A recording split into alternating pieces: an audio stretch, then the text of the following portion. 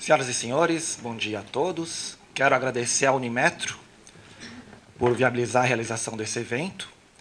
Também agradecer nossos gestores, doutora Simone, doutora Janaína, doutora Alexandra, por nos confiar essa tarefa de tamanha responsabilidade e também complexa de fazer esse bate-papo inicial para aproximar esses mecanismos de solução de conflitos na administração pública, em especial a Dispute Board e a arbitragem, que hoje é uma realidade nos contratos administrativos e também já há algum tempo aqui na Companhia do Metrô.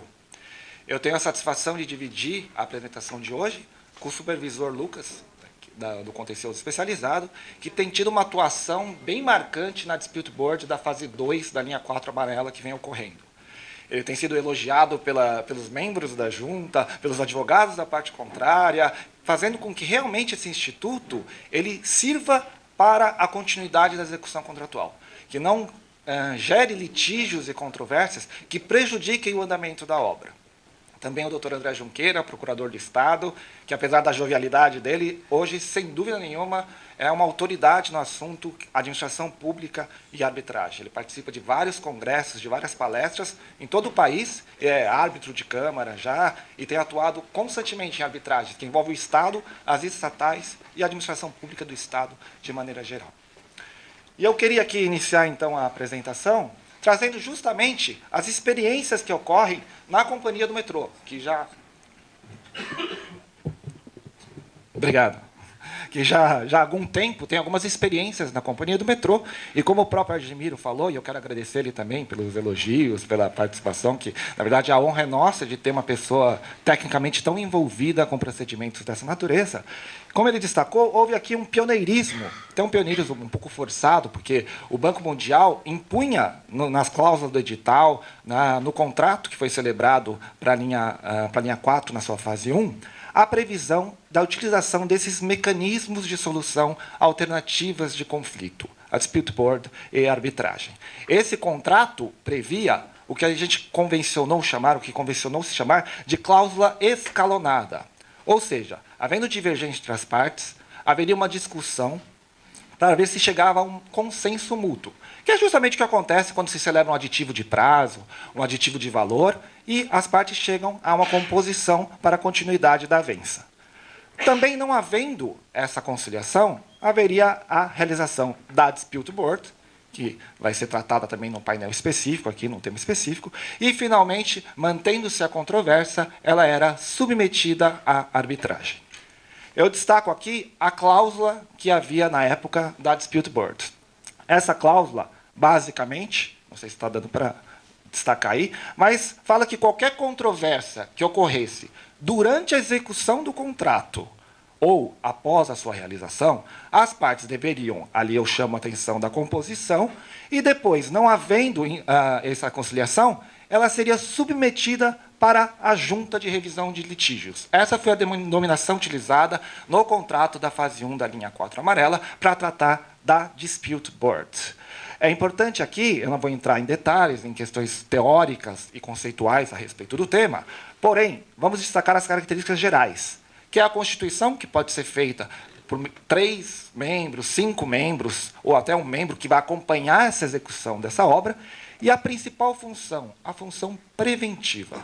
A ideia da Dispute Board, justamente, é evitar a eclosão do litígio. Por isso que a instituição dela deve ser concomitante à execução do contrato, para que justamente os técnicos acompanhem o caminho crítico da obra, evitando, assim, que o litígio chegue a um nível de litigiosidade, contenciosidade, que impeça o bom andamento da obra. Então, vejo que essa característica é o enfoque técnico que é dado pela Dispute Board, e as decisões proferidas pela essa junta de litígios, pela Dispute Board, elas podem ser decisões e recomendações, vinculativas ou não, que o Lucas vai explicar melhor no painel seguinte.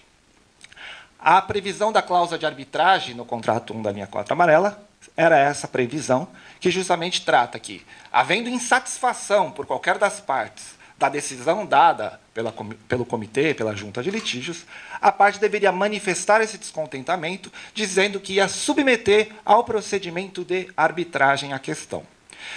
Observem que a arbitragem ela tem um campo irrestrito de atuação, que ela pode revisar, anular, alterar aquela decisão dada pela Dispute Board. Então, não há uma limitação efetiva. Ainda que se considere como subsídio alguma manifestação daquela junta prévia de litígios, ela poderia ser totalmente revista dentro do procedimento de arbitragem.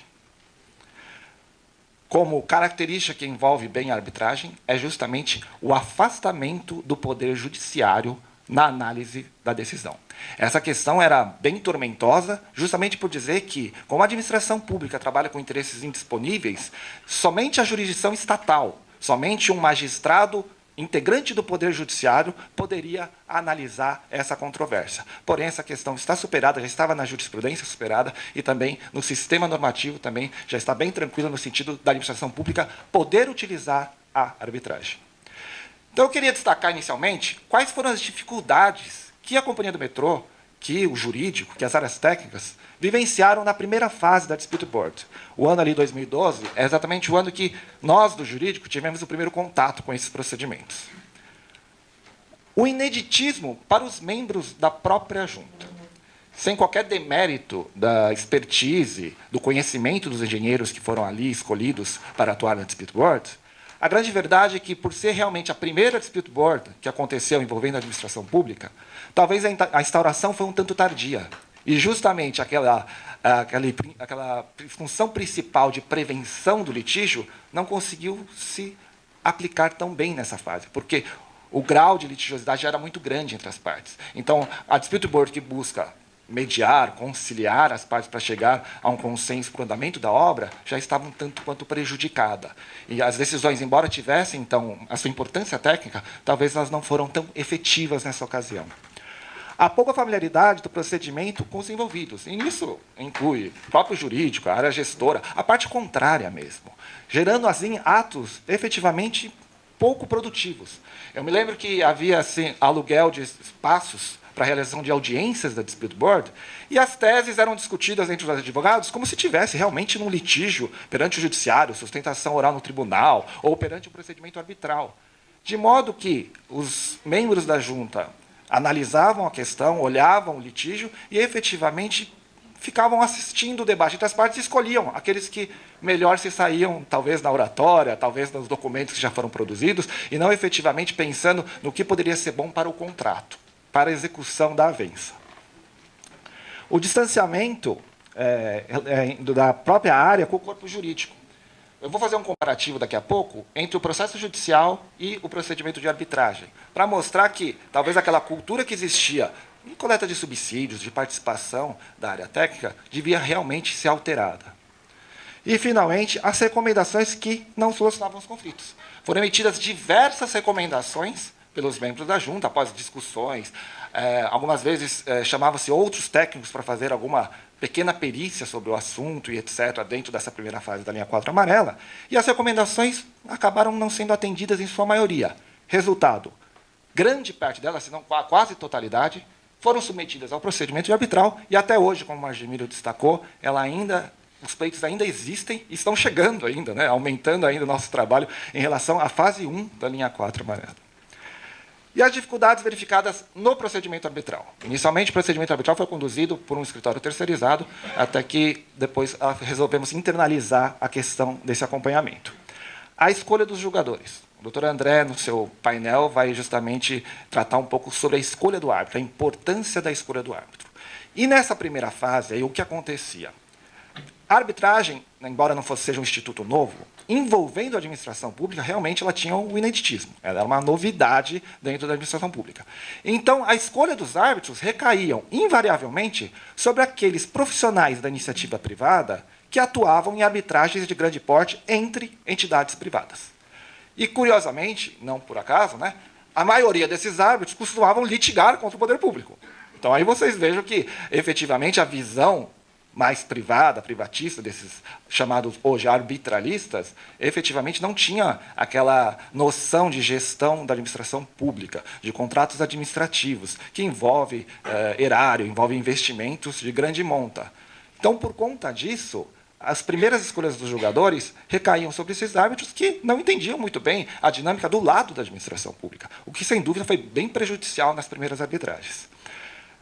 A recomendação da Dispute Board, vocês viram ali na cláusula contratual, que o poder, o juízo arbitral, ele pode rever, ele pode anular, ele pode ter um amplo poder para tratar a recomendação, a decisão da junta.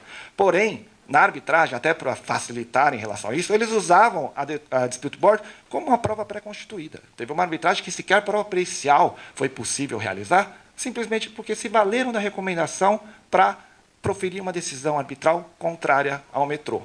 E a Dispute Board também, ela faz uma análise um tanto superficial da questão. Ela não pode se aprofundar tanto quanto num procedimento de arbitragem acontece.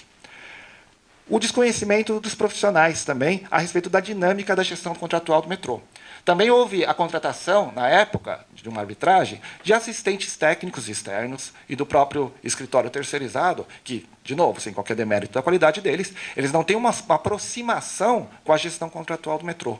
Evidente que gestão deve ser feita em conformidade com a legislação, etc., mas a dinâmica que é realizada, ainda mais em contratos administrativos que vinculam a Lei 8666 e diretrizes do Banco Mundial, como foi o caso da linha 4 amarela, é interessante conhecer de perto essa execução contratual, de perto a dinâmica e o caminho crítico que a obra percorreu e as suas intercorrências durante o contrato, justamente para facilitar a compreensão e a atuação do advogado durante o procedimento de arbitragem.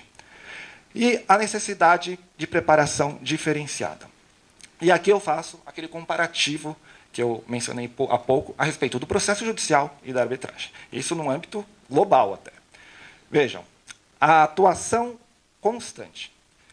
Num processo judicial, um advogado, quando apresenta a sua defesa, apresenta a sua manifestação, normalmente ele vai lidar com o processo novamente apenas quando ele é intimado pelo diário oficial de que foi proferida alguma decisão, de que a parte contrária se manifestou, que foi juntado algum documento. Já no procedimento de arbitragem, já é organizado, numa chamada ata de missão, um cronograma daquilo que vai acontecer durante o procedimento. Então, tanto os advogados quanto a área técnica, vai saber o prazo exato o dia exato que vai ser protocolado, as razões iniciais, a contestação, réplica, tréplica, o tipo da dinâmica da prova, apresentação de quesitos, escolha de assistente técnico e até uma previsão do procedimento final com o proferimento do laudo arbitral. Então, tudo já é bem delimitado desde o início da arbitragem, o que faz com que a atuação seja constante. O tempo inteiro está se falando, está se fazendo alguma reunião técnica para a preparação para a próxima fase. Enquanto no judiciário, depende muito do juízo, depende muito do cartório, depende da imprensa oficial e tantas outras circunstâncias que temos processos que duram 1 ano, tem outros processos que duram 10, em fases, às vezes, parecidas, em litígios até assemelhados. Os subsídios da área gestora. Ainda acontece até hoje, acho que muitos de vocês aqui já devem ter conferido, eu vejo muita gente aqui da gestora, minha visão widescreen não ajuda tanto assim às vezes, mas eu vejo muita gente aqui que envia subsídios por e-mail, por pendrive, na rede, etc., e o advogado faz análise desses subsídios e apresenta a defesa no judiciário e ponto. Já na arbitragem, esses subsídios devem ser qualificados. Vou citar depois alguns exemplos aqui que mostram que essa preparação prévia e esse acompanhamento constante por parte de todos os envolvidos naquele contrato é muito importante para a boa condução do processo. O Argimiro mencionou que isso realmente ajuda na defesa e ajuda até na atuação do assistente técnico, que também vai ser diferenciada no procedimento de arbitragem. A perícia complexa e multidisciplinar.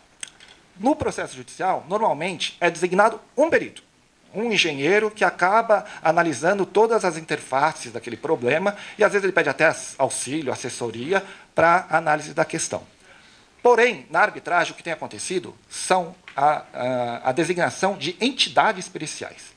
Então, FDTE, FIA, FIP, FIPECAF, são grandes entidades que cuidam da prova relacionada ao procedimento de arbitragem.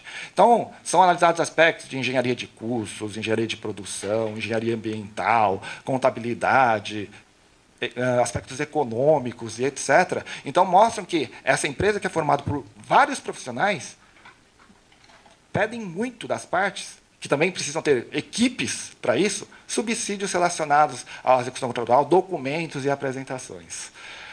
O assistente técnico também comparando o processo judicial com o de arbitragem. O assistente técnico do processo judicial, normalmente, ele vai emitir um parecer convergente ou discordante do laudo pericial do perito e, às vezes, tem uma ou outra reunião técnica e a sua manifestação se esgota nesse sentido. Já o assistente técnico na arbitragem, ele, como o Argemiro destacou, ele faz apresentações perante as entidades periciais, ele faz apresentações perante o tribunal arbitral e, muitas vezes, ele é até inquirido numa audiência de instrução, para justamente fazer a contraposição entre a opinião do perito, do assistente técnico da outra parte e do nosso assistente técnico, para que, com essa controvérsia, com esse debate, possa surgir uma solução que eles entendem que é a mais adequada para o processo que está em julgamento. Diante de todo esse contexto, quais ações seriam necessárias para adaptar a relação com os procedimentos de arbitragem e de dispute board? Uma ampliação da atuação em geral, tanto do jurídico como da área técnica. Em relação ao jurídico, consultivo, que tanto nos ajuda, a doutora Marilo está aqui também, analisando cada aditivo que foi relacionado, comunicando a gente que houve um aditivo de prazo, um aditivo de valor. Também o problema a previsão da dispute board ou da arbitragem acontece lá no edital de licitação. Então, já foi perguntado a respeito de o número de membros, qual a instituição que ia gerir o procedimento arbitral, o procedimento de dispute board também. Então, tudo isso daí fez com que houvesse uma aproximação também da área jurídica entre o consultivo e o contencioso. E a ampliação da atuação dos profissionais da própria área gestora, uma capacitação técnica. O próprio Roberto, aqui, que integra o contencioso especializado, ajudou bastante o Argemiro numa exposição em relação a uma audiência de instrução, que foi importante mesmo numa arbitragem que está em andamento da fase 2 da linha 4 amarela. De resultados práticos aplicados já durante esse período de vivência aí da Companhia do Metrô com esses institutos. A criação do contencioso especializado. Antes, a área civil cuidava desde o acidente que aconteceu com o usuário na estação, desde a loja de uma autorização de uso que estava na estação metroviária, até esses procedimentos de reequilíbrio econômico-financeiro e licitações. Criou-se, pela doutora Alexandra, uma coordenadoria especializada, com o apoio da doutora Simone e da doutora Janaína, para cuidar especificamente de ações estratégicas, de licitação, de reequilíbrio econômico-financeiro, do contrário, arbitragem e dispute board. As sugestões de adaptação de cláusulas, como eu mencionei, a previsão da dispute board da arbitragem já está lá no edital de licitação. Então, embora haja um certo núcleo duro aí, uma parcela que é difícil de se alterar perante o Banco Mundial, mas algumas sugestões já foram levadas à análise do Banco Mundial, como a submissão, em determinadas hipóteses, de contratadas nacionais para o Poder Judiciário. Foi submetida também a questão em relação ao número de membros, a forma de contratação, o desembolso por parte do particular e reembolso por parte do poder público, justamente para não chegar aos entraves de fiscalização do Tribunal de Contas de uma contratação direta e tirar qualquer dúvida a respeito disso. Então, algumas adaptações começaram a ser vistas e efetivamente implantadas. A doutora Nelly, que é de licitações, também ajudou muito a gente nesse sentido, de mostrar como estava a previsão do edital e as possíveis adaptações que seriam diante da realidade já vivenciada no metrô.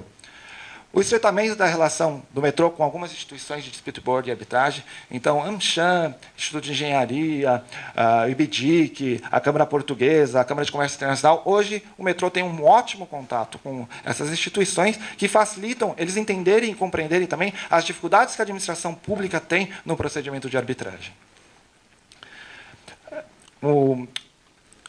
A escolha relacionada aos membros da DB e da arbitragem, que também será tratada, como eu já destaquei aqui. As impugnações à escolha de árbitros. Como eu disse, as primeiras arbitragens recaíam sobre árbitros que estavam atuando sempre em iniciativa privada. E aí nós já conseguimos desenvolver técnicas de impugnações de árbitros que já foram frutíferas em 3 ou 4 casos já, não me recordo exatamente, que foram desenvolvidas e hoje, aliás, aqui eu faço uma questão de ressaltar, a equipe do contencioso especializado, o advogado Diego, que está aqui, a advogada Grace, o advogado Roberto, aqui, o Lucas até, desenvolveu e estudou muito as questões a respeito de arbitragem e que levou a gente a impugnar árbitros que já tinham feito manifestações a respeito da administração pública, já tinham feito críticas a respeito da atuação dos profissionais envolvidos na administração pública, da gestão contratual que é realizada pela administração, e o que fez com que nós impugnássemos e fossem acolhidas essas impugnações, ou o próprio árbitro, diante da impugnação, recusasse essa nomeação, fazendo com que essa escolha fosse efetivamente mais qualificada. A preparação dos assistentes, como eu destaquei, em relação a isso, da área gestora, e eu vou destacar os técnicos em geral, vou destacar, eu me lembro até que o André, procurador de Estado, que atuou na arbitragem conosco do CBTC. E nós fizemos diversas reuniões semanais prévias ao procedimento arbitral. O pessoal da extinta GCS aqui aguentava a gente toda sexta-feira aqui para conversar sobre os mais variados temas. Eu lembro que a gente chegava na ocasião e perguntava: nossa, mas vamos discutir os open points do sistema CBTC? Não, vamos discutir os cartões de acesso, qual que é melhor do sistema do SCA.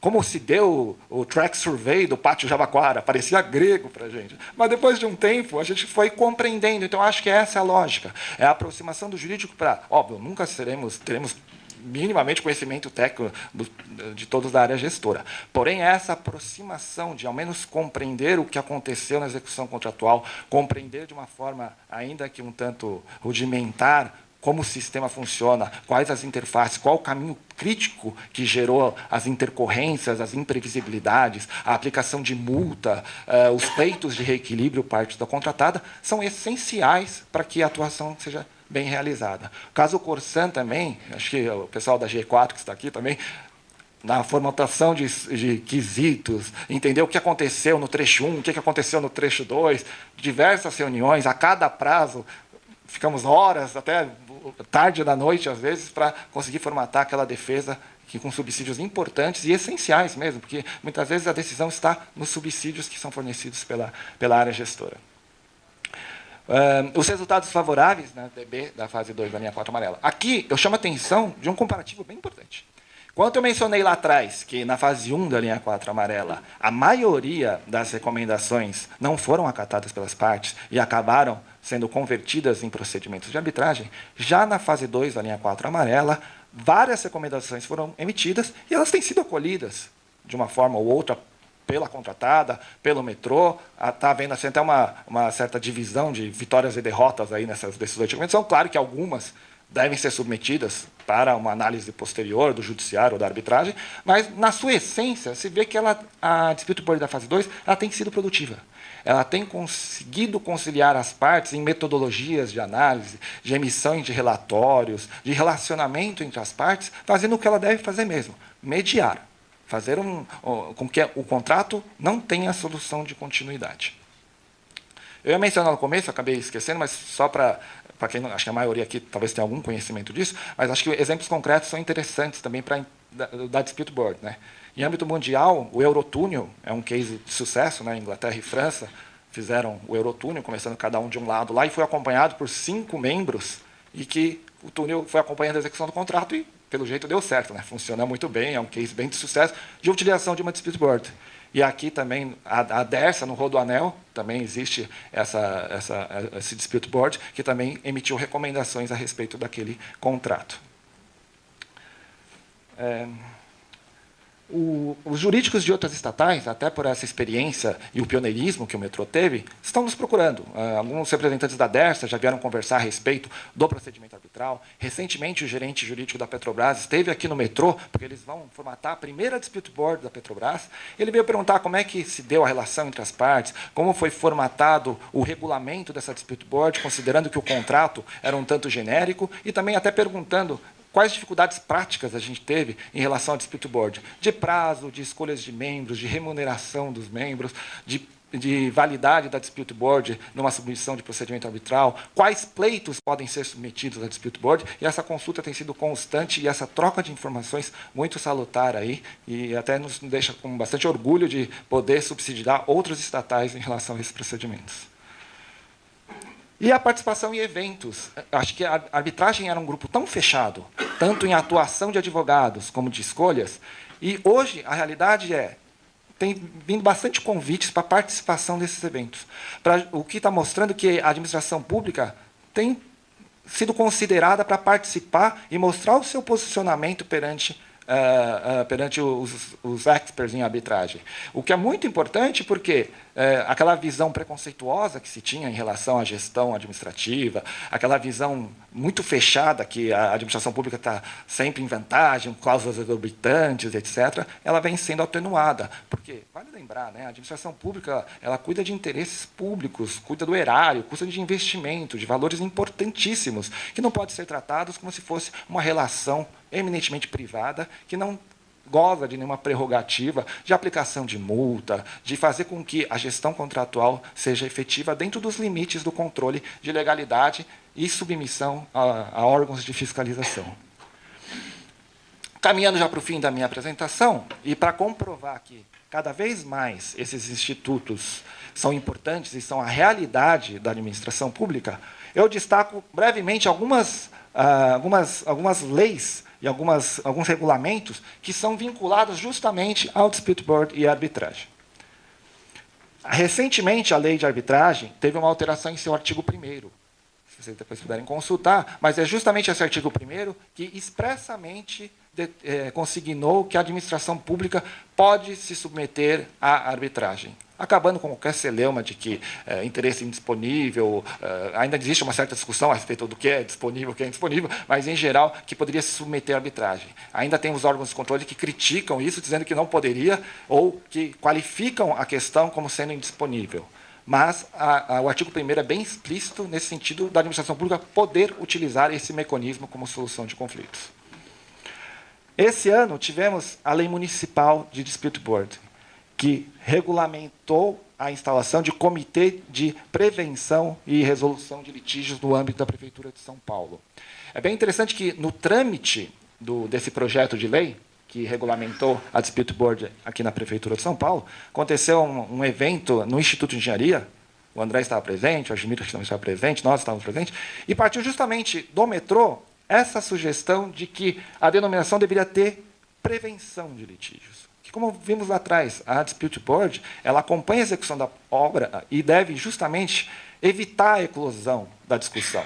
Então, uma denominação como apenas resolução de litígios, ela acaba sendo equivocada. Mesmo nos nossos contratos, junta de revisão de litígios, comitê de resolução de disputas, parece uma questão que atuaria esse mecanismo a posteriori. Isso não acontece, ela é simultânea à execução contratual. Aliás, a efetividade dele depende justamente do acompanhamento da obra, e assim que vislumbra qualquer problema, havia uma rocha no caminho crítico da obra, e a contratada fala, vamos para a direita, o poder público, vamos pela esquerda. De repente, a Dispute Board vai analisar, não, perfurem a rocha. Um exemplo bem grotesco meu aqui, né, de totalmente leigo no assunto, mas a lógica é essa. Ele ouve as partes, analisa o problema e, de repente, emite aquela recomendação de como continuar a obra sem maiores prejuízos para a sua execução. Também há um projeto de lei tramitando no Senado Federal que, igualmente, regulamenta a aplicação da Dispute Board em âmbito federal. E, finalmente, o Código de Processo Civil, que entrou em vigor em 2016, também já mostra uma certa influência da arbitragem no processo judicial. Eu destaquei aqui um instituto que se chama Negócios Jurídicos Processuais. O que é isso? Ele permite que as partes convencionem como vai se dar o procedimento. Então, vou dar algum exemplo aqui. Ao invés de ter um perito nomeado e de confiança do juízo, as partes podem escolher uma entidade para fazer a perícia. Vê que é exatamente uma influência da arbitragem. Alguns vão além, dizendo que poderia se regulamentar o número de recursos. Não pode chegar até STJ, STF. A questão é um pouco mais discutível diante da competência da União para legislar a respeito disso, mas a ideia qual que é?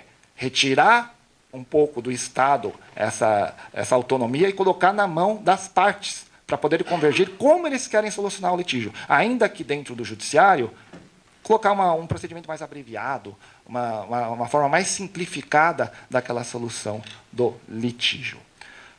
Eram essas minhas considerações. Eu espero de verdade ter contribuído de alguma forma aqui com vocês, nesse curto tempo que temos à disposição. Muito obrigado pela paciência mesmo, e foi uma satisfação aqui poder fazer esse evento. Obrigado.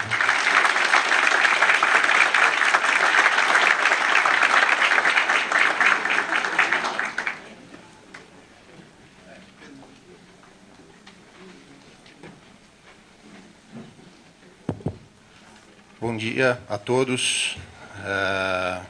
Meu nome é Lucas, o Eduardo já me apresentou aqui, sou supervisor ali na área do contencioso especializado da nossa gerência jurídica.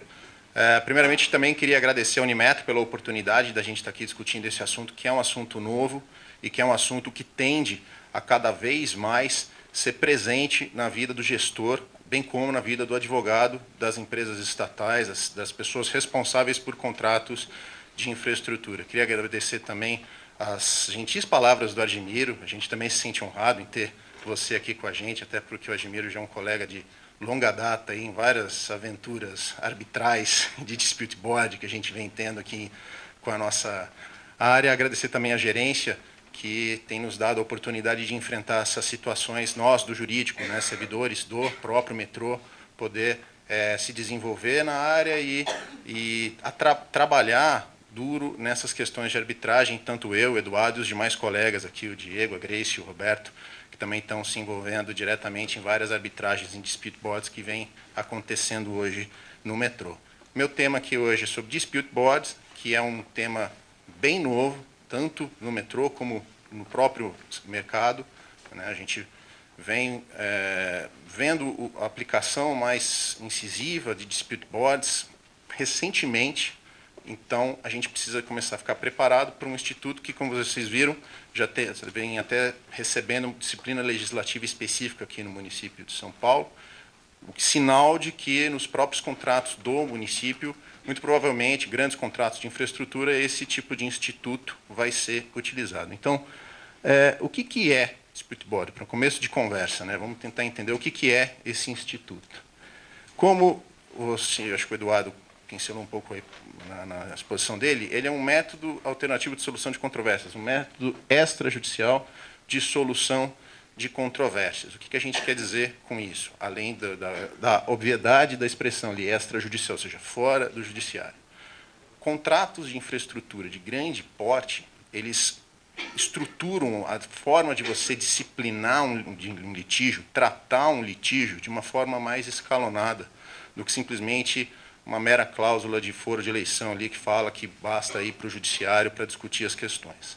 Por quê? Porque conflitos, principalmente em contratos de grande porte, eles geram inúmeros impactos. Eles podem fazer uma obra ser suspensa, eles podem fazer o fluxo de caixa de uma construtora ser alterado e ela não conseguir executar a obra, e isso também vai trazer problema para o gestor público. Então, a forma de você solucionar o litígio ele é sempre posta de forma estruturada, por isso que a gente fala até na presença desses contratos de infraestrutura, de empreitada de obra, de cláusulas escalonadas de solução de controvérsias, onde você vai submeter o litígio em etapas. Os nossos contratos aqui do Banco Mundial, eles têm essa estrutura, isso precisa também ser bem vista pelo gestor. E a dispute board é uma dessas etapas. É uma dessas etapas onde você levará o litígio, uma contratada, ou você vai levar o litígio para uma fase anterior à arbitragem para solucionar a controvérsia. A arbitragem ela é a última ratio, a última alternativa, e já é uma alternativa severa, porque ela vai gerar muitos impactos, tanto na questão do trato que você vai ter com a outra parte, porque tudo você vai pensar de forma estratégica para poder falar, e também em termos de custo, porque é algo muito custoso a arbitragem. Então, a dispute board, hoje, ela é uma instância prévia para a gente levar um litígio, e do que é levado a dispute board, isso vai gerar uma decisão, uma recomendação. Eu vou explorar essas questões mais à frente. A dispute board, por mais que ela seja novidade hoje no Brasil, ela já vem sendo aplicada há muitos e muitos anos. O Eduardo falou da experiência do Eurotúnel, mas você vê experiências de dispute board desde a década de 50 nos Estados Unidos. Inclusive, vocês veem até o próprio nome, vê que ele surgiu de experiências nos Estados Unidos, na Europa, né? Ele é uma importação que a gente está fazendo aqui de algo que é utilizado no mundo todo e que é standard dos contratos de infraestrutura. Você vê, inclusive, da FIDIC, da Federação Internacional de Engenheiros Consultores, que é a base de standard contratual que nós utilizamos nos nossos contratos do Banco Mundial, que muitos de vocês, acredito, têm contato. Então, é algo que é utilizado no mundo todo e agora está sendo mais utilizado no Brasil, né? Como eu falei, todos os nossos dispute boards, tanto da fase 1 como a atual, e outras que podem vir a surgir aí, eu vejo que já tem outros gestores aí, pessoal, que já está trazendo para nós alguns pedidos, algumas construtoras estão querendo implementar dispute board nos seus contratos. Todos eles emanam do Banco Mundial, que usam esses estándares internacionais e, portanto, a gente acaba adotando eles também. E é verdade, como a gente falou da questão do pioneirismo, o metrô de São Paulo foi a primeira entidade pública a utilizar dispute board e a trabalhar em dispute boards no Brasil. Então, nós somos pioneiros mesmo nesse método alternativo de solução de controvérsias. Foi daqui, a gente foi um grande laboratório, tanto para o privado, como para o poder público, como para os próprios membros da dispute board que iniciaram. E é por isso que a primeira experiência ela tem uma série de diferenças muito distintas, muito perceptíveis em relação à segunda experiência, que já é uma experiência mais madura. Quais são os objetivos de uma dispute board, quando a gente pensa na dispute board? Os objetivos são, como já foi falado, conciliar e prevenir, né? Primeiro, fomentando a autocomposição de conflitos, ou seja, como vocês vão observar, a dispute board ela é algo que nasce, ou deveria nascer, com o início da relação contratual.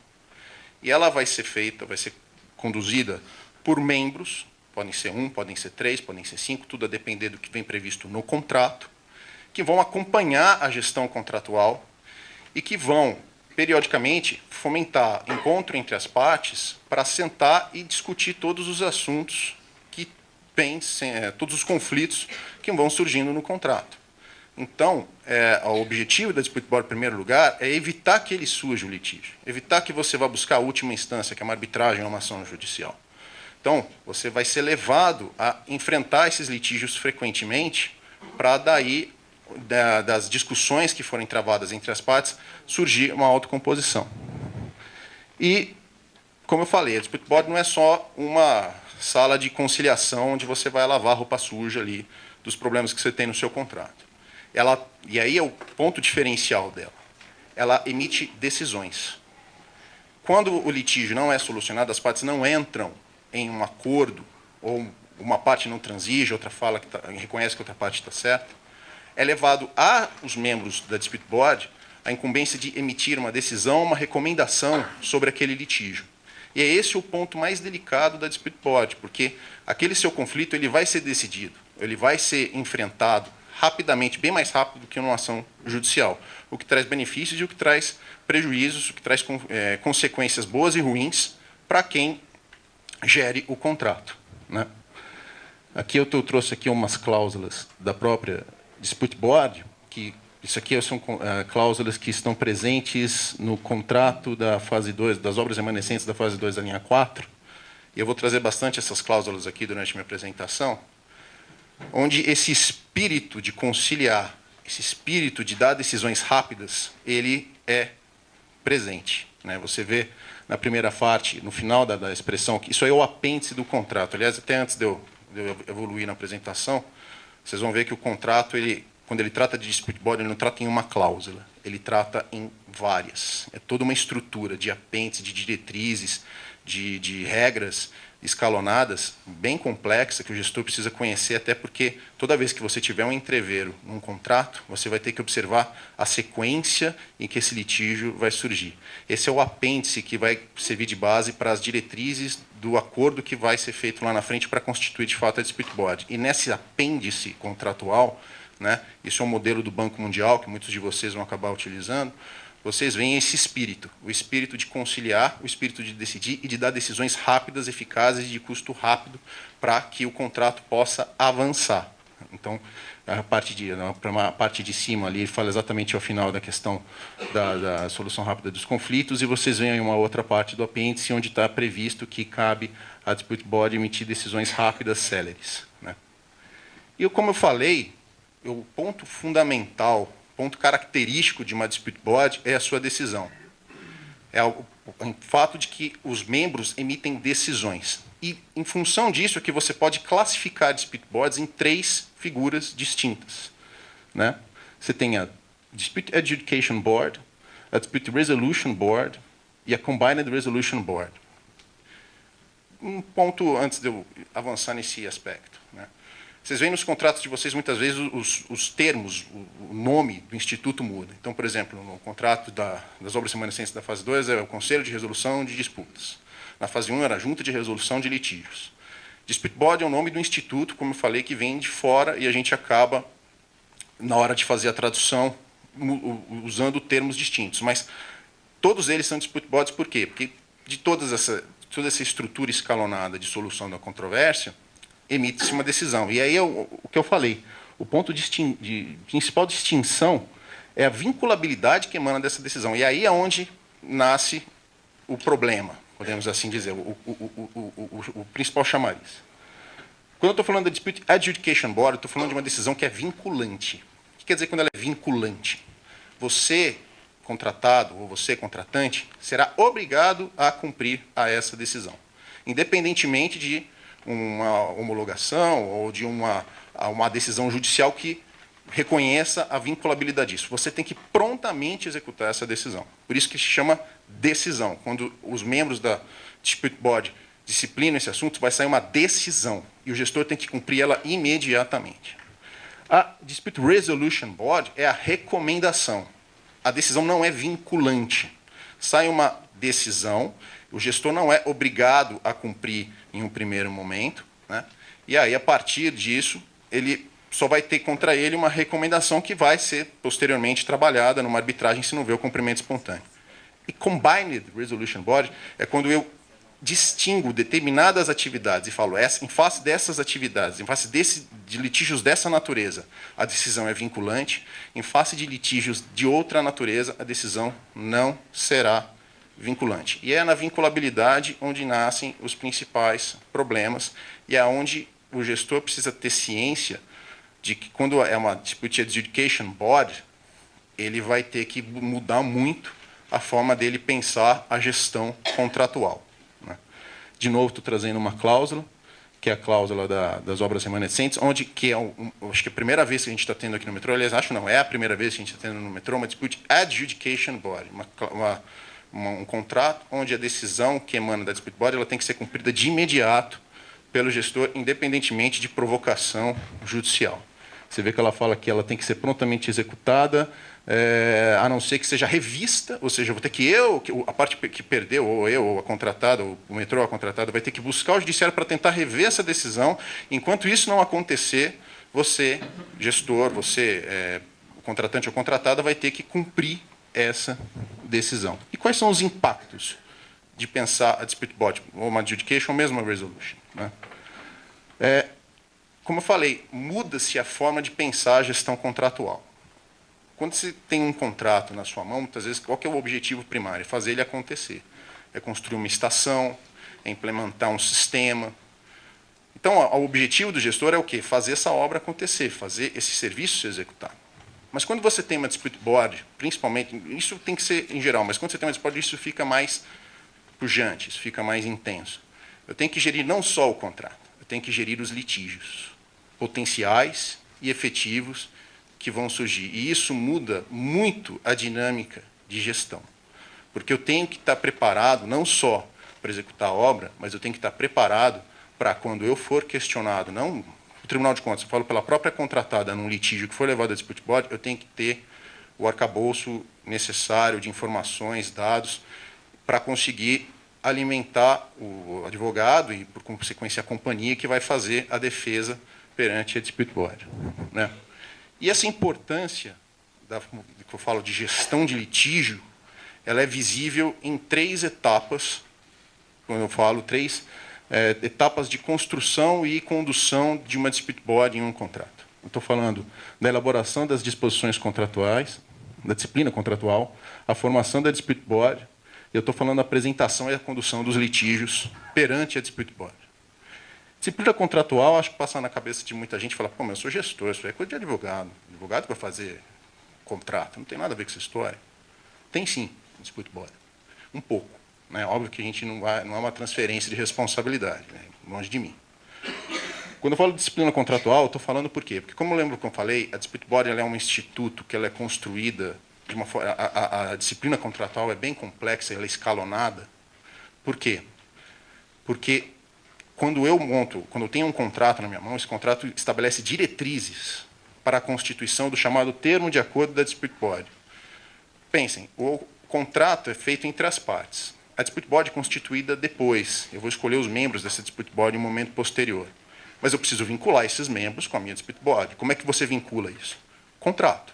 Né? É um termo de acordo que decorre do contrato que foi assinado entre as partes e que, por sua vez, vai criar regras mais detalhadas do que as diretrizes, até o próprio nome que consta do contrato fala das diretrizes que são estabelecidas no contrato. Né? Por isso que a gente fala que ele é um instrumento contratual multilateral entre as partes, contratantes e o membro da dispute board. E é nesse detalhamento das regras de um termo de um acordo, que vai unir tanto o contratante, contratado e os membros da dispute board, é que a gente tem que pensar em regras que vão impactar, e essas regras do termo de acordo vão impactar a gestão do contrato também. Tá? Que eu falei, o termo de acordo ele tem exatamente essa incumbência de detalhar, de especificar mais a disciplina da gestão de litígios e outras questões que já vão constar das diretrizes do contrato. Eu estou usando os estándares do Banco Mundial, né, que é o que a gente tem aqui no metrô. Isso aqui é tudo baseado nos modelos contratuais de dispute board que nós temos aqui no metrô, que emanam do Banco Mundial. É assim que ele é feito. Então, nesse você vai nesse termo de acordo, você vai estabelecer os procedimentos, você vai detalhar esses procedimentos, você vai detalhar a condução e o julgamento do litígio, você vai remuneração dos membros, isso tudo já vem nas diretrizes, mas você vai precisar estabelecer os valores. A questão de independência e imparcialidade dos membros da ADB, você pode especificar algumas regras adicionais. Isso tudo dá dentro de uma margem de liberdade. É uma coisa até esquisita. Quando a gente pega contratos administrativos, é uma lei, né? Você tem que seguir aquilo ali, ipsis literis. Agora, pelo modelo do Banco Mundial, que é um modelo que emana das guidelines do Banco Mundial, que tem aplicabilidade até por força de disposição legal, o artigo 46, parágrafo 5º da Lei 8666, ele fala que quando você contrai financiamentos internacionais, você pode, aliás, até deve seguir as diretrizes da entidade que financia, por isso que a gente segue os estándares do Banco Mundial, que muitas vezes divergem da Lei 8666 em alguns aspectos. Nesse caso aqui é um exemplo. Você vai pegar esse contrato, esse termo de acordo, e você vai detalhar condições, então você vai fazer um contrato posterior que vai detalhar aspectos de gestão da dispute board. Então, como eu falei, isso aqui também, de novo, foi extraído do contrato das obras remanescentes da fase 2, que exatamente é o começo do apêndice, que estabelece as diretrizes para você constituir esse acordo. E ele mesmo fala que cada acordo do Conselho de Resolução de Controvérsias é um acordo tripartite entre contratante, contratado e membro, e aí membro pode ter um membro ou pode ter 3 membros. No caso, o metrô escolheu 3 membros, o metrô e a contratada escolheram 3 membros, que permite uma maior amplitude de cognição da dispute board com relação aos litígios que são levados até lá. Né? E na disciplina contratual, quais são os principais impactos que eu particularmente vejo para a gestão, né? Que dizem respeito à condução dos litígios. Tá? O próprio processo de submissão dos litígios com a forma de apresentação das petições, prazos para as manifestações e tal. Por que isso impacta o gestor? Eu vou falar da experiência que nós estamos tendo aqui com a linha 4, e eu tenho vários colegas aqui da linha 4, a gente tem bastante gente aqui hoje, tem bastante gente da linha 4 que atua com a gente nas dispute boards. A interface entre membro e as partes não é do advogado, não é que diferente do processo judicial que é o advogado que vai lá, assina a petição e entrega. É o próprio gestor. Você vai escolher dentro da gestão contratual uma contraparte. Isso é a forma como sempre foi conduzida a dispute boards aqui na companhia, justamente por quê? Porque é um procedimento, ele é mais célere, ele é mais informal, e ele, basicamente, você vai tratar muitas questões da própria gestão contratual nesse contexto. Então, quem vai ser a contraparte escolhida para fazer a apresentação de petições e tal, vai ser alguém da gestão contratual. Óbvio que tudo que vocês forem mandar vai sempre passar pelo jurídico. Sempre o jurídico vai... Vocês, inclusive, a Dispute Body, vou falar mais para frente, ela aumenta o contato entre gestão e jurídico de uma forma absurda. A interface entre gestão e jurídico.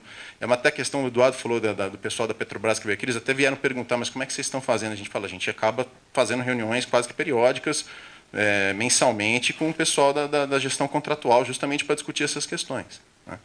Então, vocês precisam ter ciência de como é o procedimento. Né? No caso da linha 4, com a G4, que a gente atua com mais intensidade, as cartas, as manifestações, são todas enviadas num Dropbox, compartilhado entre os membros e a contratada e o contratante, tudo é enviado para esse Dropbox, documentos, as manifestações, que são feitas por meio de cartas, assinadas pelo gestor.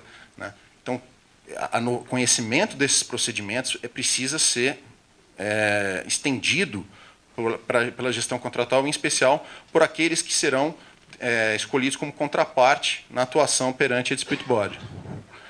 Além disso, a disciplina de funcionamento da DB, em relação aos enfoques de conhecimento do andamento da obra e em relação aos poderes que você vai conceder para a Dispute Body. O que eu quero dizer com isso? A gente viu que a Dispute Body ela tem esse papel conciliatório. E como é que ele exerce esse papel conciliatório? Ela faz visitas e reuniões mensais. Essa é uma outra questão, um outro aspecto, uma outra qualidade de uma Dispute Body que a torna muito distinta de uma mera junta de conciliação ou da arbitragem mesmo. A gente está falando de contratos extremamente complexos, geralmente quando a gente fala de Dispute Body. A gente está falando de contratos de construção de estação, a gente está falando de contratos de implantação de sistemas, a gente está falando de contratos de grandíssima magnitude. Conhecer os litígios desse contrato, você precisa não só ser um grande expert na área, você precisa ter conhecimento da gestão.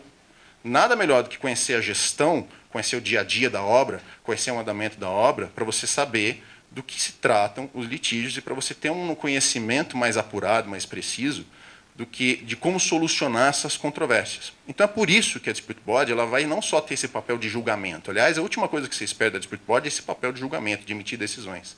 O papel que se espera da Dispute Body é esse acompanhamento frequente da obra, que ela vai fazer para conhecer todos os conflitos contratuais e até conhecer a próprio contrato em si. Então, você vai alimentar, por isso que até a contraparte é o gestor.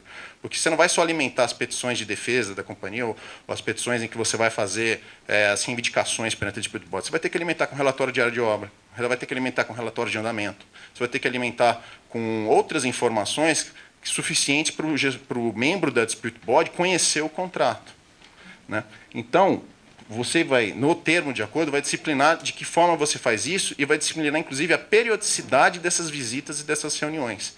E aí o gestor precisa olhar e falar, olha, esse pessoal da Dispute Body ele precisa vir aqui de quanto em quanto dia para eu conseguir mostrar, quantos em quantos dias para eu mostrar, qual que será o período dessas reuniões, dessas visitas. Né? E outra, como em relação aos membros da Dispute Body, tudo bem que as diretrizes estabelecem isso, mas que poderes eu vou conceder para ele? Eu vou falar mais para frente que a Dispute Body tem um problema, por isso que eu falo que a decisão muitas vezes é um problema, porque a cognição dela é sumária. O que quer dizer que a cognição dela é sumária? Ela não vai se aprofundar que nem um juiz ou um árbitro para entender um conflito. Porque o objetivo dela não é dar uma decisão mega complexa e mega precisa, que ela fique 2 anos fazendo isso. Por isso eu tenho uma cláusula arbitral. O que ela vai dar é decisões rápidas, para você não ficar estendendo um litígio por 1, 2 anos e trazendo impactos econômicos e gerenciais para um contrato. Essa é a lógica da Dispute Body. É decisão rápida, coisa que vai resolver um problema, talvez não seja a melhor decisão, mas é a decisão cabível para aquela situação. Né? Então, você precisa disciplinar essa questão das visitas e das reuniões. Isso, quando eu estiver lá montando o termo de acordo, isso vai ser o tipo de coisa que eu vou sentar com vocês e vou falar, olha, como é que vocês querem fazer isso aqui? Como é que a gente vai disciplinar a cognição dele? Ele tem que conhecer todos os litígios, mas será que nesse contrato a gente vai ter, sempre que a expertise desse membro vai ser suficiente para conhecer todos os conflitos contratuais? Ou será que eu já de logo dou poder para ele, por exemplo, para ele contratar uma assistência técnica para uma questão? Na fase 1 a gente tinha bastante isso, e isso não era muito bom, porque muitas vezes você tinha conflitos na fase 1 que duravam anos. Na Dispute Body. E aí saía a recomendação, e aí eu ia para arbitragem. Então, ou seja, ficava 3, 4 anos, 1 ano, mas o Eduardo é testemunha, muitas vezes 1 ano numa Dispute Body para nada. Ficava pagando mesmo da Dispute Body para absolutamente nada. Né? Na fase 2 é diferente, porque como ela é adjudicatória, né? E os membros eles dão decisões rápidas. Eu trouxe até uma decisão aqui para a gente discutir, para a gente ver, né? Eles dão as decisões, eu vou falar para a gente com muito menos informações, e é por isso que isso gera impacto na gestão contratual. E até que eu estava falando de cognição aqui da gestão, né? Isso que eu estava falando aqui, justamente a necessidade de disciplinar o termo de acordo com a extensão dessa cognição. Isso é uma coisa que vale às vezes isso é um tipo de coisa que acaba sendo até objeto de debate com a parte contrária, né? Já tivemos, por exemplo, discussões para a redação de termos de acordo com outros contratados, em que eles falaram, olha, a gente está constituindo a DB muito tarde, vamos estabelecer o seguinte, os assuntos da data da constituição da DB para trás, eu não vou levar para a DB, vai direto para a arbitragem. O que da constituição da DB para frente, aí eu vejo mais lógica em instituir. Tudo bem? O que vocês acham? Então, ou seja, você pode disciplinar essas coisas, isso impacta a gestão, né? Porque muitas vezes, o que adianta eu ficar com uma DB que foi constituída 3 anos depois do início do contrato, eu tenho um litígio lá represado, eu vou levar para ele vai ter... Ele não vai ter o mesmo nível de informação que eu gostaria que ele tivesse se ele tivesse assinado desde o início do contrato. Pode chegar e falar, olha, esse litígio vamos levar para arbitragem, isso aqui, mais para frente, eu vou levar para vocês, como vocês vão participar da gestão com mais intensidade, então só os litígios a partir da assinatura que a gente vai levar para a DB. Né? Isso é possível no termo de acordo. Isso é uma coisa que eu vou ter que discutir com o gestor. Eu não posso advogado, chegar e chutar o que eu vou fazer. E é por isso que a redação do termo de acordo de constituição de uma dispute board vai passar invariavelmente pela gestão contratual. São alguns aspectos, né?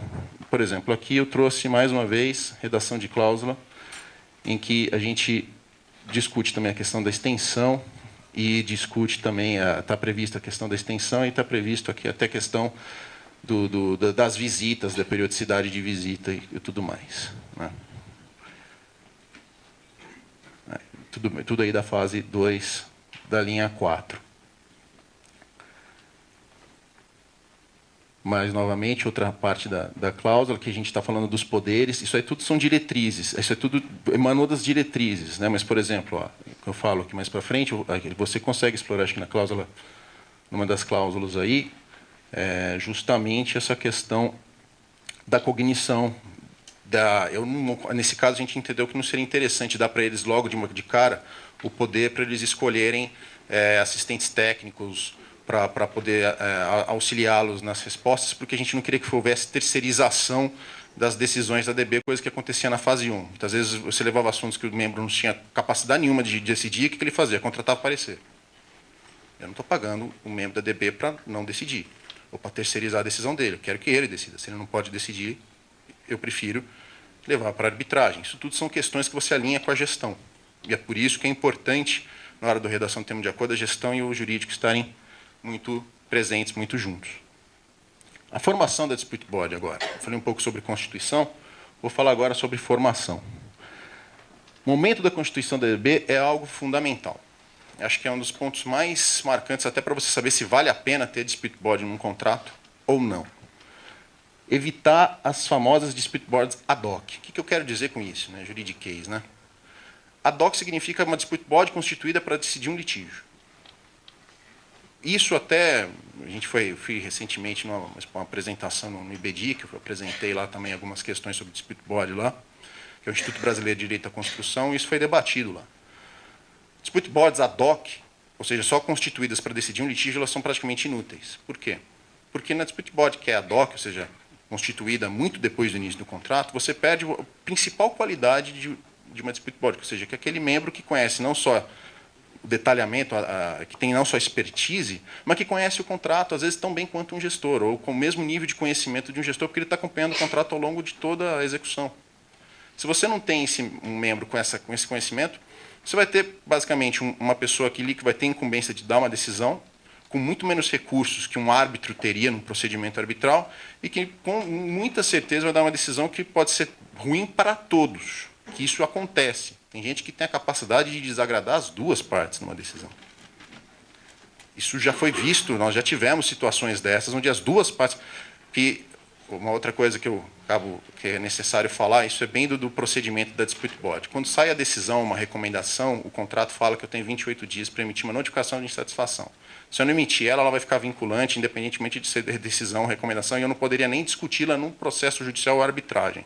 Ela se torna definitiva totalmente. Na Dispute Adjudication Board, eu tenho que prontamente executá-la, mas se eu emitir a notificação de insatisfação, eu, pelo contrato, tenho a possibilidade de levar ela para o judiciário. Então, é fundamental emitir a notificação de insatisfação. E aí, quando teve decisões na fase 1, as duas partes emitiram notificação de insatisfação, porque ela era horrorosa, resumo da ópera. Vou falar o português bem claro. Eu sei que as pessoas ali eram super qualificadas, mas tinham decisões que eram pavorosas. E aí as duas partes ficavam sem saber o que fazer e aí emitiam recomendação, emitiam notificação de insatisfação, né? E aí, quando você tem uma dispute board ad hoc, muito provavelmente você tem grande potencial de ter uma decisão desse tipo. Então, é uma coisa importante que a gente precisa começar a pensar nos contratos futuros que tem dispute board, obedecer o prazo previsto em contrato para a gente poder que geralmente é 15 dias da data efetiva, na data de assinatura do contrato até, para estabelecer a decisão, né, para a gente assinar logo o termo de acordo. A constituição da DB, que eu falei, muitas vezes a gente tinha um preconceito de não ter DBs com advogados, né, porque pensava que geralmente pensa assim, né, advogado só é para atrapalhar. Aí começou-se a pensar, falou, olha, mas espera lá, a Dispute Board tem uma questão de condução do procedimento arbitral, a Dispute Board tem uma questão de condução de procedimentos que eu preciso ter um advogado ali, para saber respeito à contraditória, ampla defesa. Então, a presença de um advogado é importante, e isso também vem sendo reconhecido, né? E a importância da reunião inaugural, ou seja, a primeira reunião da Dispute Board, onde você ainda vai estabelecer algumas questões, por exemplo, alguns detalhamentos que até fogem do termo de acordo, eles acabam fugindo da reunião, eles acabam não sendo, alguns detalhamentos acabam não ficando na reunião, no termo de acordo. A reunião inaugural serve justamente para você fechar esses pequenos acertos aí, que às vezes escapam no termo de acordo, daí a importância. E a apresentação de condução de litígios, né? Essa é o terceiro impacto, eu acho, a etapa que a gente precisa pensar. Como eu falei, a apresentação do litígio tem que ser encarada como a última alternativa entre as partes. A Dispute Board ela é feita justamente para a gente pensar os litígios de uma forma pensar os litígios como a última alternativa e tentar buscar, numa conversa entre as partes, a possibilidade de conciliar. Então, por isso que a Dispute Board, o litígio tem que sempre ser visto como a última alternativa. Isso é muito importante. A cognição da Dispute Board, como eu falei, ela é reduzida, porque o objetivo dela é decisões rápidas. Então, muitas vezes, na Dispute Board, as decisões elas vão ser totalmente tomadas com base nos documentos de administração contratual. Isso aí é um marco fundamental. A Admiro até falou disso no começo, da necessidade de organização dos dados. Na Dispute Board, isso é fundamental. Muitas vezes é com base só nos documentos de administração contratual, relatório diário de obra, notificações, cartas emitidas, é que você vai poder... vai ser, às vezes, o diferencial entre a vitória e a derrota. Porque, na Dispute Board, um membro de Dispute Board com expertise, ele não vai querer fazer uma perícia para discutir, por exemplo, se determinada atividade técnica deveria ser feita da forma A ou forma B. Se ele for levado à decisão, ele vai querer ver os documentos de administração contratual. Se a contratada tinha que fazer uma atividade, a gente discordou dessa atividade, mas não notificou ela, não emitiu notificações a tempo, não aplicou sanções, muito provavelmente a gente não vai ter condições de nos defender. Por isso que a questão da administração contratual é fundamental, né? Então, a gestão desses documentos contratuais ela é indispensável, né? Isso até é uma coisa que eu já vi em alguns litígios que acontecem, a questão de uma atividade ser realizada, o gestor somente notificar e deixar a atividade ser feita, mesmo que ela esteja contra o contrato ou contra um projeto. E ele fala, não vou pagar nada porque eu notifiquei, mas eu não impedi essa obra de acontecer. Você vai pagar, sim. Você tem grandes chances de pagar. Por quê? Porque isso também é uma outra coisa que precisa ser pensada pelo gestor. Se ele não toma as providências que o contrato fala que ele tem que tomar, no caso desse é impedir que o serviço seja executado, numa Dispute Board, muito provavelmente vai ser reconhecido algum valor a ser pago, e aí numa Dispute Adjudication Board você vai ser obrigado a ter que buscar a forma de pagar esse tipo de coisa, que a princípio você achou que você não teria que pagar, né? Então, isso eu acho que é a qualidade principal de uma Dispute Board, faço sim questão de destacar, que ela não consegue resolver todos os conflitos, até por causa dessa cognição sumária dela, mas ela força a discussão entre as partes, evitando o represamento de demandas. Qual que é a consequência disso? Muitas vezes chegam litígios para o gestor e ele vai deixando. fica lá 1 ano, com aquela troca de cartas, 1 ano, 1 ano e meio, 2 anos, trocando carta. Na Dispute Body isso não vai acontecer. Você vai ser forçado em algum momento a sentar perante um membro de Dispute Body e discutir esse assunto, e aí, muito provavelmente, muito antes do que você imaginava, esse assunto vai ser levado para a Dispute Body, vai ser emitida uma decisão e você vai ser obrigado a ter que, um tempo bem antes do que você imaginava, ver discutindo essa questão no judiciário, numa arbitragem. Então, a Dispute Body ela impede esse represamento de demandas, ela força a cotidiana discussão dos litígios surgidos no contrato. Esse é um caso prático que eu trouxe, justamente para ilustrar isso, que a gente foi bem sucedido, também graças à boa atuação dos gestores da G4, que nos ajudaram bastante. Eu vi alguns aí com a gente, principalmente encabeçados pelo Rubens, que foi fundamental aí na gestão, é uma pessoa que tem hoje também aí como gestor uma grande experiência na condução de dispute bodies, alguém que eu acho que é uma boa referência, o Rubens e a equipe dele, o pessoal lá da G4. E foi um pleito que nós ganhamos justamente porque a contratada não comprovou, esse caso aí foi uma multa que foi aplicada por causa da questão de um marco contratual, que era estruturas internas, aí, edificações de salas técnicas e operacionais, acesso Jardins da Estação Oscar Freire. Eles não cumpriram o marco contratual, foram sancionados com multa por atraso, e aí eles levantaram questões falando que nós criamos impedimentos para a execução da atividade e tal. Essa é uma decisão no dia 12/9, a multa foi validada, e aí na decisão, primeiro, vocês percebem a fundamentação da decisão, o membro falando justamente do grau restrito de cognição do CRD, ou seja, ele está falando, olha, eu decido com base nas informações que eu recebo. Eu não vou ficar aqui fazendo perícias e coisas, porque o meu objetivo aqui é dar decisões rápidas.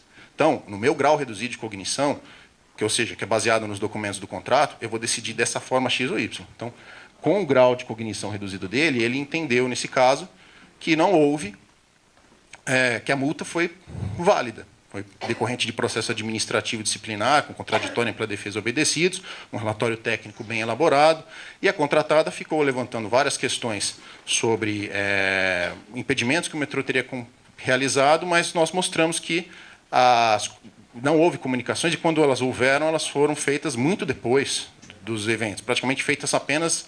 Ela levantou questões que foram praticamente sorguidas apenas na defesa administrativa dela. Não teve carta, não teve notificação, não teve nada nesse sentido. Por consequência, nós mantivemos a validade da decisão, e daí que eu falo a importância na condução da dispute body de uma coisa que o Admiro falou lá atrás, que é justamente a questão da gestão da documentação contratual.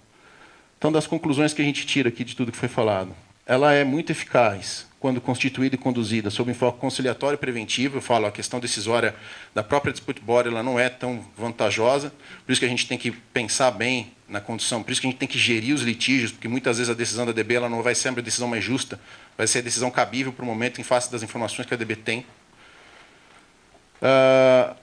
Como eu falei, por força da gestão contratual, a dispute body impede que determinados litígios instaurados ou discussões existentes entre as partes sejam ignoradas, postergadas, aquela coisa de mandar aquela carta, estamos analisando.